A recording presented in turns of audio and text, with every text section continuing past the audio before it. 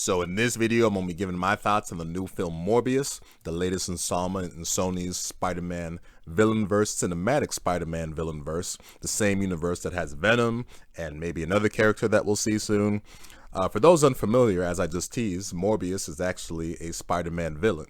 Now, he's hardly what I would put, or wouldn't put him even close to what's like Spider-Man's like top 10 most popular villains. Probably not even 15, 20 probably I would.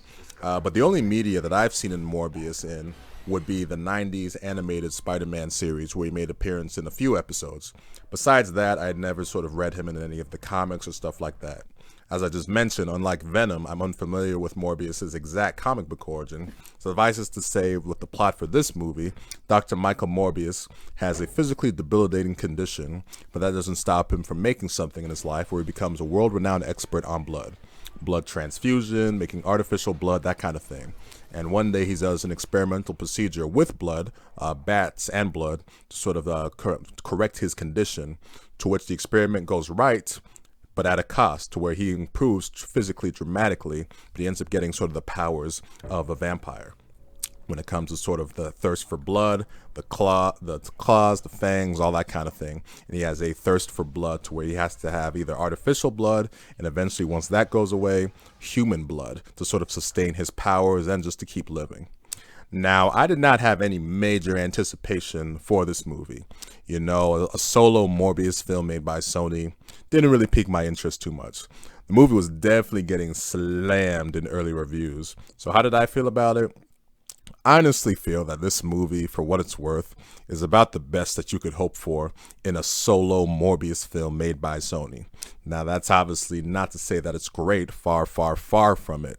It follows really the same anti-hero film story template that we saw in the first Venom film, with its origin story, showing this villain sort of origin story, and the film has its own edge of darkness to sort of differentiate itself from your standard MCU film, or really all MCU films, really. I feel the movie was honestly probably at its best when Morbius is first discovering his powers, and you see this sort of interesting skill set he has. You know, he has sort of some of the generic superhero stuff when it comes to jumping.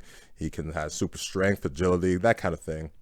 But you get to see the vampire stuff also, you know, with his physical appearance, and then obviously that thirst for blood. And that's where the sort of anti-hero element comes in there, because he has to have blood in order to survive. You know, he can go with artificial blood for a little bit, but eventually he really gets that taste for human blood to keep living. And that's where he's got to make that choice to sort of hold on to his humanity and stay Dr. Michael Morbius instead of Morbius, the living vampire. Once the film gets beyond the sort of the whole sort of power showcase and whatnot, it quickly gets into the villain part.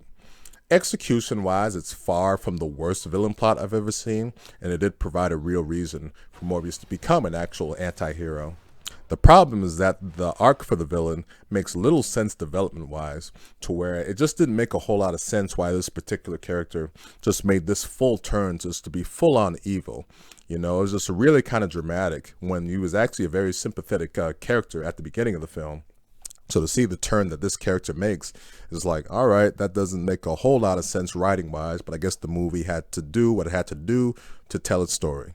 Performance-wise, the cast is fine. I know Jared Leto isn't in most people's good graces when it comes to comic book films, or maybe most of his films lately these days, but I honestly thought he was fine as Dr. Michael Morbius. He gave an alright performance, and the rest of the cast is okay too. When it comes to Eliza Gonzalez and then Tyrese Gibson, they were fine in their roles. Action-wise, the film is not spectacular, but some of Morbius's real sort of power showcases sequences were actually okay when you get to see the sort of stuff he can do. And the film does have some of those kind of horror type action sequences, kind of appropriate for a film or story like this. And the special effects are, for the most part, okay also. A big problem, though, that I had with the action is that the film is rated PG-13, which means a distinct lack of blood or gore. You know, this is the same problem I had with the two Venom movies, and a huge issue that I have with this film also. You know, when you have a film when the character is a superhero and his powers are sort of biting, clawing, and killing people all throughout the film, multiple characters doing this, you know, to have a lack of blood and gore, it really just takes something away from the film, and the film could have really needed that to give it something and be sort of a more memorable comic book outing, and sort of instead of sort of the showcase of generic kind of actions horror sequences that you get in this film. You know, to just not have that blood and gore is kind of unacceptable when sort of making R-rated comic book fare is something that you can do and obviously still make a whole lot of money. And the fact that Sony is playing it so safe with this film and Venom is really kind of disturbing and really kind of insulting, given these heroes or villains' powers is literally to bite, claw, and slash, kill people to death like that. So that really sort of lack of gore, lack of being R-rated, definitely hurts this film and definitely would have given it some more oomph to what the movie was already offering. So with this movie, you take the bad with the mostly okay, and I just thought the movie was all right. I guess I didn't hate it or slam it like those early reviews were slamming it. If I had to put it do a comparison quality wise, I put it right in the middle of Venom and the sequel Venom: Let There Be Carnage, to where I thought the first Venom from 2018 was absolute dog shit. I thought Venom: Let There Be Carnage actually had some entertainment value, and it was, for the most part, better quality-wise. I would put this right in the middle. That's obviously not to say it's great. I didn't think it was the worst, so I'll just give it a 5.5, which isn't to say, like I said, that's not what you call a good ranking for a movie. But with what my expectations were, this film, a solo Morbius film made by Sony, I just thought it was all right. So take that for what you will.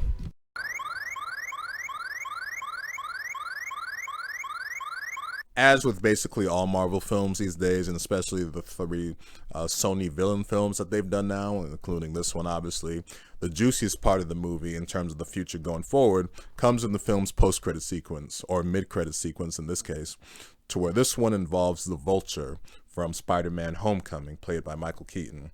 Now, in terms of the marketing for this film, the Vulture was put in a couple of the trailers to showcase that there was a connection between the two.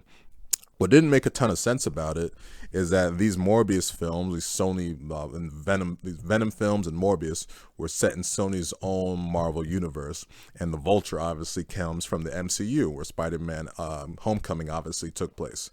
So it's always a big question, like, why is Morbius and the Vulture, that Vulture, in the same physical universe? Well, we get the answer here, to where the sequence basically showcases the end of Spider-Man: No Way Home, when Doctor Strange is sort of reversing the spell. See the cracks in the sky. All the villains are from that during that battle at the Statue of Liberty are going back to their home, and then it cuts to the Vulture being transported into Sony's villain Spider-Man universe. And that's how he gets to that universe, and then a few more credits happen, and then it cuts to a scene where the Vulture is meeting up with Morbius, saying, yo, I don't really know too much about this place, but let's team up, and I think it has something to do with Spider-Man, so let's team up and get that asshole. And Morbius is all like, yeah, that sounds intriguing, let's go with that. The big question is that, why the hell did the Vulture get transported to that Sony Spider-Man villain universe? Well, let's just call it Sony's Marvel universe. That makes no sense. With the way the spell was working in Spider-Man: No Way Home, everyone that got transported, all the villains from the other universes, the Raimi films and the Amazing Spider-Man films, should have were transported over to the MCU, and then when he reversed the spell and made everyone forget about Peter Parker, they should have got transported back. Why the hell was the Vulture transported out of there? It's that kind of lazy writing that I don't really like, especially like as much as I loved Spider-Man: No Way Home. The whole Electro plot hole in terms of him knowing who Spider-Man is, I didn't really appreciate that either, in terms of like, well, he didn't know who Spider-Man was, Peter Parker, Peter Parker was Spider-Man, so why did he get affected by the spell? The same thing is happening here, to where it's just like stuff's happening just to happen. In terms of what it means for the future going forward, obviously they're setting up their own Sinister Six kind of film, with Morbius and Venom obviously being in the same Sony Spider-Man universe, and now you have the Vulture in that universe. They have three villains for what they wanted to have to be a real Sinister Six film, which is something they've wanted to do for a while. They came very close with Spider-Man: No Way Home, but that group of villains, it was 5. Venom doesn't count because he wasn't part of that group. It was those 5 villains that went after the multiverse Spider-Man. So obviously they're trying to set up their own Sinister Six film. Going forward, they definitely have Kraven the Hunter coming up, I guess. And then in terms of who else they're going to put in there, who knows? But it's definitely setting up for what's going to be another crossover event between the other Spider-Man when it comes to the Raimi Spider-Man, Amazing Spider-Man, and our MCU Spider-Man.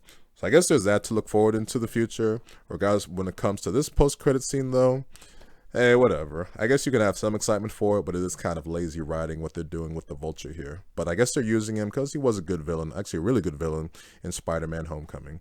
So that'll do it for my talk about the spoilers in that mid-credit sequences. And that'll do it for my review of Morbius overall. If you made it to the end of this video, thank you for watching.